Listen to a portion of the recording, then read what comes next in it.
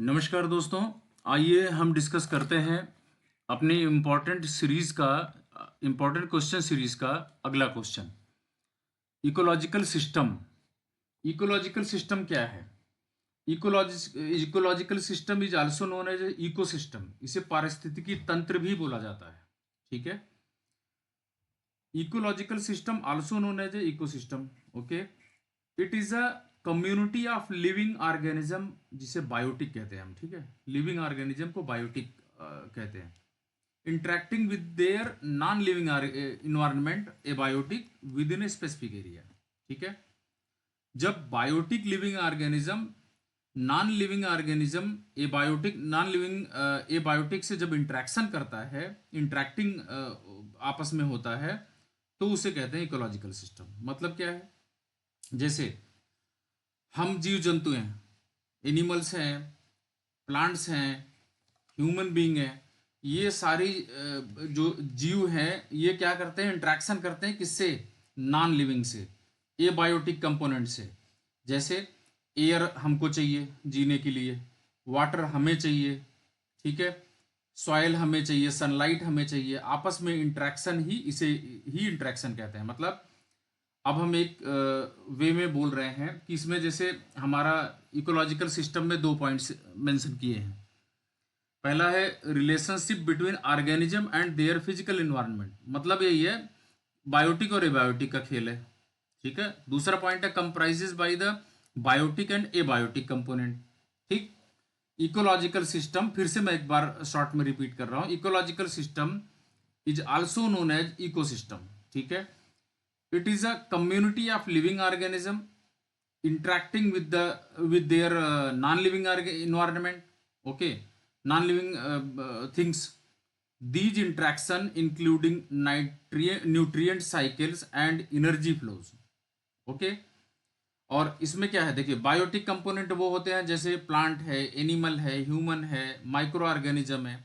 ए biotic component वो होते हैं जैसे एयर है, वाटर है, सॉइल है, सनलाइट है, क्लाइमेट है।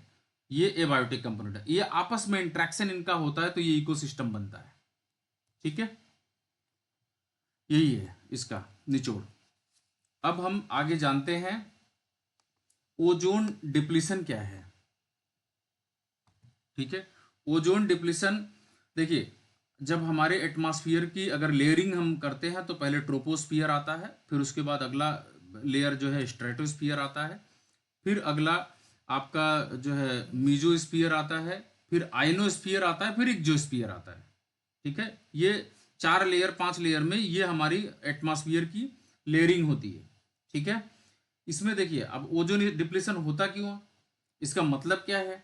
देखो, ओजोन डिप्लीशन क्या है? The thinning of the ozone layer in the stratosphere. ठीक है। मतलब सेकंड लेयर में छेद हो जाना। ठीक है। Primarily caused by human made chemicals like chlorofluorocarbons and halon. क्या है? जो क्लोरोफ्लोरोकार्बन सीएफसी गैस होती है ना, वो हमारे फ्रिज से निकलती है, हमारे एसी से निकलती है। ये ह्यूमन बींग, ये जो है हम लोग जो यूज करते हैं, इसके जिम्मेदार कहीं ना कहीं हम लोग हैं। ये जो सीएफसी गैस निकलती है, ये ओजोन लेयर में डायरेक्ट जो है इफेक्ट डालती है। ठीक है। जिससे तरह तरह के कैंसर फैलते हैं, स्किन कैंसर वगैरह होता है। ठीक है। ये होता है ओजोन डिप्लीशन। ठीक। शॉर्ट नोट में आप लिख पाएंगे, स्ट्रेटोस्फियर पहला पॉइंट याद रखना है। सीएफसी गैस रिस्पॉन्सिबल होती है, दूसरा पॉइंट है। तीसरा, सीएफसी गैस के साथ साथ और भी गैसें हैं, ऐसा नहीं है। ये ह्यूमन मेड केमिकल तो है ही। ठीक है। और इसमें जो है आप बात कर लो कि एचसीएफसी गैस जैसे हो गई हाइड्रोक्लोरोफ्लोरोकार्बन। ठीक है। और क्लोरोफ्लोरोकार्बन। ठीक है। ये यूवी रेज रेडिएशन होने लगता है जब ओजोन डिप्लीशन होगा, तो यूवी रेज जो है डायरेक्ट स्किन को इफेक्ट डालेगी। ठीक है। और ये जो है, इसके लिए ह्यूमन मेड रिस्पॉन्सिबल है, ह्यूमन रिस्पॉन्सिबल है। ठीक है। एसिड रेन के इसके ओजोन डिप्लीशन के लिए। अब अगला शॉर्ट नोट्स में अगला क्वेश्चन है एसिड रेन। अब इसको देखिए, ये क्या है? Acidification of ecosystem by natural boiler. ठीक है। इकोसिस्टम का एसिडिफिकेशन होता है नेचुरल बॉयलर के through, which evaporates water from sea, lakes, rivers etcetera, जो कि जब पानी गर्म होगा, सरफेस वाटर गर्म होगा तो पानी इवोपोरेट होगा, इवोपोरेट होगा तो ऊपर कंडेंसेशन होगा, कंडेंसेशन से वो बारिश के रूप में नीचे आएगा। ठीक, यही इसकी डिफिनीशन है एसिड रेन का, एसिडिफिकेशन ऑफ इकोसिस्टम। अब दूसरे वे में अगर बात करें तो हम लोग एक ऑथेंटिक डिफिनीशन की बात करें तो acid rain is precipitation including rain, snow, fog और sleet that is usually acidic due to pollutants in the air. ठीक है, ये आप जैसे बात करें कि सल्फर डाइऑक्साइड है, ठीक है, sulphur dioxide, nitrogen dioxide, nitrogen oxide, ये सब मिल करके बनाते हैं। ठीक, इससे सल्फ्यूरिक एसिड और नाइट्रिक एसिड, ये सारी चीज़ें क्रिएट होती हैं। जब सल्फ्यूरिक एसिड और नाइट्रिक एसिड क्रिएट होती हैं तो आप जानते हो कि ताजमहल का रंग फीका क्यों पड़ रहा है, ड्यू टू एसिड रेन। ठीक है, एग्जाम्पल में लिख सकते हैं कि ताजमहल पे जो है एसिड रेन का इफेक्ट की वजह से उसका कलर डल होता जा रहा है। ठीक है, अब next, effect of plastic on environment. Plastic का इन्वायरमेंट पे क्या फर्क पड़ता है? आप जानते हैं नॉन बायोडिग्रेडेबल है, जो कि नष्ट नहीं हो सकता, कभी खत्म नहीं होता है, ये हरदम अपने रेजिड्यू के साथ रहता ही रहता है। Packaging by different material like polythene etcetera, हम लोग जो है प्लास्टिक का इतना इस्तेमाल करते हैं, इसको हमें खुद से अवॉइड करना चाहिए। उसको अवॉइड करने के लिए भारत सरकार ने और भी कंट्रीज ने इनिशिएटिव स्टार्ट्स किए हैं, जो है अब वुडन क्लॉथ वाले पॉली बैग आ रहे हैं।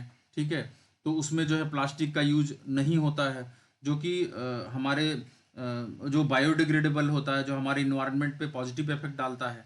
ठीक है, तो इसलिए ये प्लास्टिक का इफेक्ट बहुत ही खतरनाक होता है इन्वायरमेंट के लिए। ठीक, आइए हम लोग अब डिस्कस करते हैं ग्रीन हाउस इफेक्ट। बहुत इंपॉर्टेंट टॉपिक है ग्रीन हाउस इफेक्ट, समझते हैं। The greenhouse effect is a natural phenomena, ये नेचुरल प्रक्रिया है। ठीक है, where the earth atmosphere trap heat. ठीक है, हीट को ट्रैप करता है। अब नोट्स में देखिए, gradual warming of the earth, पृथ्वी का गर्म हो जाना। Atmospheric due to the presence of molecules like carbon dioxide, आप जानते हो कार्बन डाइऑक्साइड से एटमॉस्फेयर हमारा गर्म होता जा रहा है। अभी आप पिछले 2 साल से आप टेम्परेचर को मेजर कीजिए और पहले के कंपैरिजन में अब धीरे धीरे हीट बढ़ता जा रहा है। ठीक है, ड्यू टू कार्बन डाइऑक्साइड। और ये जो डिफॉरेस्टेशन वगैरह हम लोग करते हैं, ये कहीं ना कहीं ऑक्सीजन जब बनी नहीं रही है तो कहाँ से मिलेगी, कार्बन डाइऑक्साइड ही बढ़ेगा। ठीक है, मीथेन, मीथेन जो है धानों के खेतों में मीथेन जनरेट होता है, गोबर गैस से मीथेन मिलता है।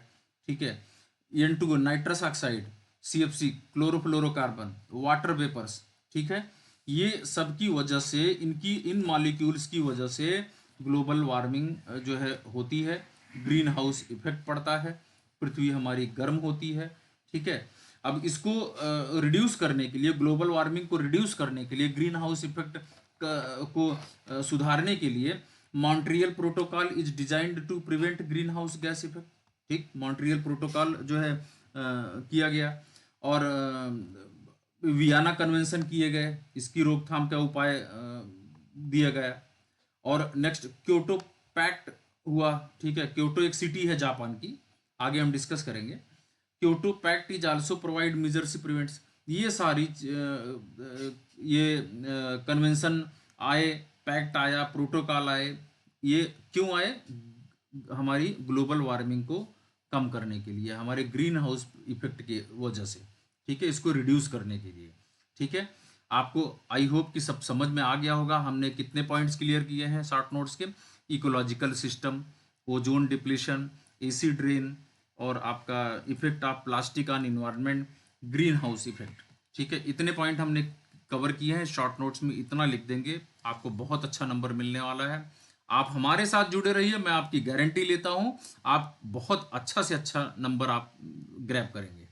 ठीक है, आपको पसंद आ रहा है, समझ में आ रहा है, आप जो है लाइक कीजिए और आगे बढ़िए, और हम मिलते हैं अगले नेक्स्ट वीडियो में। Thank you so much.